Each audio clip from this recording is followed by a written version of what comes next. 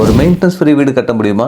கண்டிப்பாக முடியும். முதல்ல உங்கள் வீட்டில் நீங்கள் பண்ண வேண்டியது உட்டை மட்டும் சுத்தமாக அவாய்ட் பண்ணுங்க. மரம் மட்டும் எங்கேயுமே இருக்கக்கூடாது. டோர்ஸு, விண்டோஸு, கபோர்ட்ஸு, இன்டீரியர்ஸ்னு சொல்லிட்டு எங்கேயுமே வந்து மரம் யூஸ் பண்ணாதீங்க.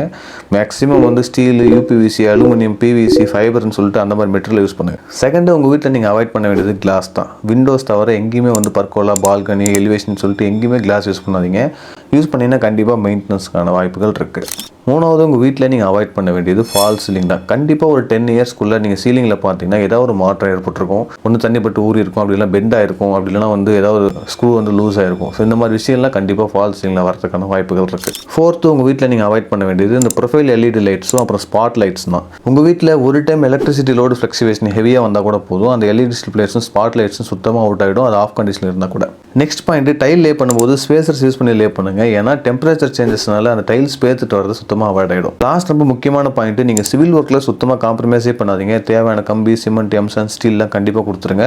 முடிஞ்ச அட்மிக்சர் ஆட் பண்ணி ஒர்க் பண்ணுங்கள். நான் சொன்ன பாயிண்ட்ஸ்லாம் கண்டிப்பாக உங்களுக்கு ஒரு நெகட்டிவாக ஃபீல் ஆகிறதுக்கு வாய்ப்பு இருக்குது. என்னடா அவன் 2024 இந்த மாதிரி பேசிட்டு இருக்கானே அப்படின்னு சொல்லிட்டு. நான் வந்து 11 இயர்ஸே அந்த ஃபீல்டில் இருந்தாலும் ஒரு 2 இயர்ஸ் வந்து ஃபுல் அண்ட் ஃபுல் மெயின்டெனன்ஸ்லேயே ஒர்க் பண்ணியிருக்கேன். அதாவது வீடு கட்டி முடிச்சு 2 இயர்ஸில் என்னென்ன பிரச்சனை வரும்னு சொல்லிட்டு எனக்கு நல்லாவே தெரியும். நான் சொன்ன பாயிண்ட்ஸ்லாம் நீங்கள் கண்டிப்பாக ஃபாலோ பண்ணி பாருங்கள். கண்டிப்பாக ஒரு மெயின்டெனன்ஸ் ஃப்ரீ வீடை நீங்கள் மேக் பண்ணலாம். எ லக்ஸுரி ஆல்வேஸ் ஹை மெயின்டெனன்ஸ். நன்றி. Boomer uncle. Yes. Come on uncle. Boomer.